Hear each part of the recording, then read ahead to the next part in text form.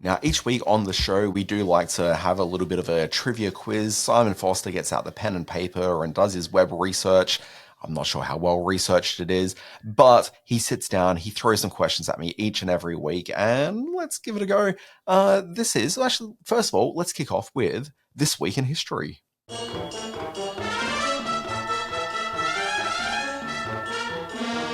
That's right, Dan Barrett. It's This Week in History. The late, great Burt Lancaster is seen on screen for the last time with the premiere of this film on this day, May 20, 1989. And in true Jimmy Carr style, I literally just told you the answer. So, the late, great Burt Lancaster is seen on screen for the last time with the premiere of which film on May 20, 1989?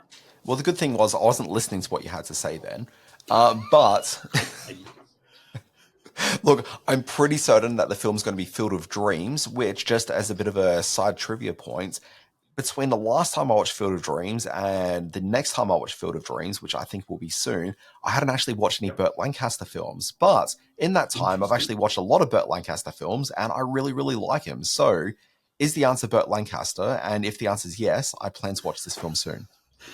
No, the answer is Field of Dreams, and it did star Burt Lancaster as one shoeless Joe Jackson. And yes, love this film. Watch it kind of regularly. This is a bit like my It's a Wonderful Life. I love going back to Field of Dreams. It's a movie that has a lot of charm and heart to it that I find energizing. May 24th. Michael Schur, the guy who co-created Parks and Recreation and has done a whole bunch of other TV shows since, he was running a Field of Dreams TV series remake. He's a mad keen baseball fan. And the thing with Field of Dreams, it's a very earnest film, and he is not a man who's afraid of earnestness. But for some reason, Peacock decided not to continue on with the series, and so they've dropped it, and it's just gone now. I give Peacock the bird for doing that. That's a bad decision. Justified. May 24th, 1895, a gentleman named Henry Irving makes regal history as the first actor to receive what? Oh, if it's regal history, it'll be like a knighthood. You've done very well, Dan Barrett. So Henry Irving, who sadly passed away not long after the award, the knighthood was given, 13th of October 1905. He ran the West End's Lyceum Theatre, became quite the celebration of high society in his day. I also realise now that question has nothing to do with screen watching because no screens had been invented back then. So I do apologise for that. And finally, May 25, 2011, who ends her self-titled show after a 25-year run as the Queen of Daytime Television? Yeah, which is incredible because television was only begun in 2005, so it's really fairly good. Look, I mean, Ricki Lake was off the air by this point, so it's probably Oprah. Ricki Lake. Oprah Gail Winfrey. Yes, it was one. Oprah Winfrey, the Chicago-based queen of all media, became one of the most influential women in the world at the time by the mid-2000s. It was an incredible sort of legacy she has left behind.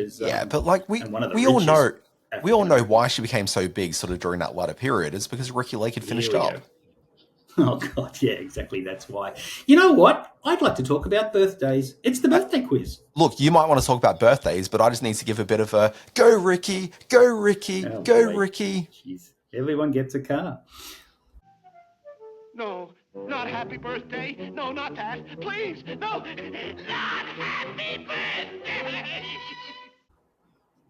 All right. I think this is a bit of a tough one, and it may be a tough one for you to get.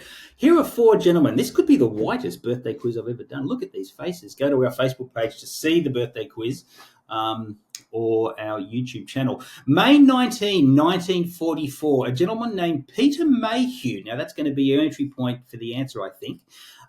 May 22, 1907, Laurence Olivier was born, the great actor, some would say ham, but also did some amazing work.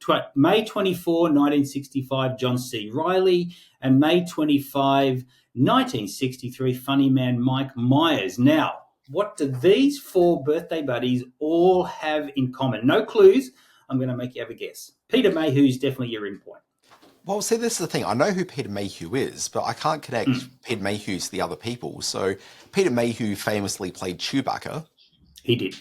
Okay, and not really much else. So that's, as far as an entry point is. So it's like, what does Peter Mayhew and the rest got in common?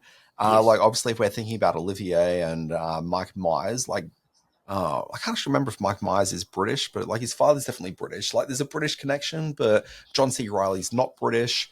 Peter Mayhew's very tall, but I wouldn't think that Mike Myers is very tall, so that's not really likely a thing. I can't think of any roles where the only dialogue all four of these men would have given would be something along the lines of worst Chewbacca ever. Have they all played chess on screen before? Not too sure. Like, I'm really stuck. I can't work out what the connection is. I thought this one might stump you. Peter Mayhew was, of course, most famous as Chewbacca, in which he was completely covered in full body makeup, full body practical makeup effects. Now, if we go through them, Laurence Olivier, I'm going to come back to him because it's a little controversial. John C. Reilly had a full body makeup suit on to play one of the, who was it? Oliver Hardy in the film Stan and Ollie, opposite one Rob Brydon. Mike Myers most famously played a whole lot of characters under makeup, but the full body makeup character he played was Fat Bastard in the Austin Powers films. And Laurence Olivier was covered head to toe in black makeup to play Othello in his adaptation of Shakespeare's Othello. So full body makeup, full body prosthetics, and full body makeup is the answer to this fascinating birthday quiz. I mean, I hear lots of words like fascinating, and, well, actually, that's the only word I've really got to quibble with here. Full body makeup. That's a good one. It was a tough week this week. Also, it's not really makeup that Peter Mayhew had. It was a costume. It was full body makeup. FBM to those in the industry. I just made that up. I'm calling shenanigans on that entire quiz. But anyway, Simon, let's wrap this podcast up. Folks, this has been Screen Watching. Simon, do you want to let people know how they can engage with the Screen Watching podcast, but also how they can engage with you magical little butterfly? Thank you, darling.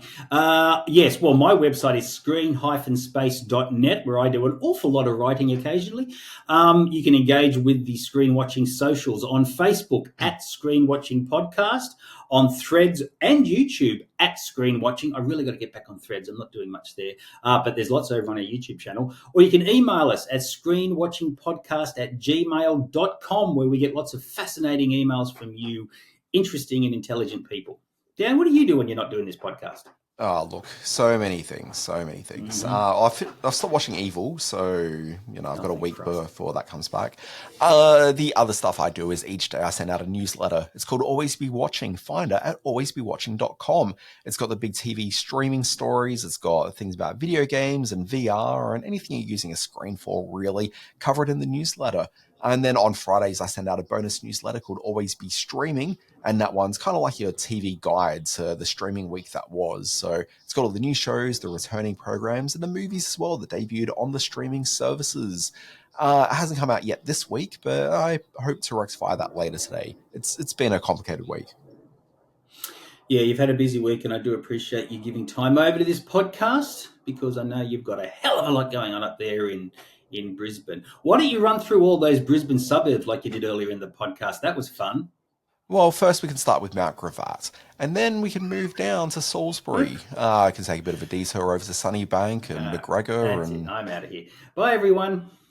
Folks, this has been Screen Watching. We'll be back next week as we explore Brisbane's south side, and then I'll explain how the difference of Brisbane works with the geography, the topography as well, and how the relationship between the river and the suburbs has been one of the defining factors of the growth of Brisbane as a... Bye, everybody. See you. Folks, we'll be back next week.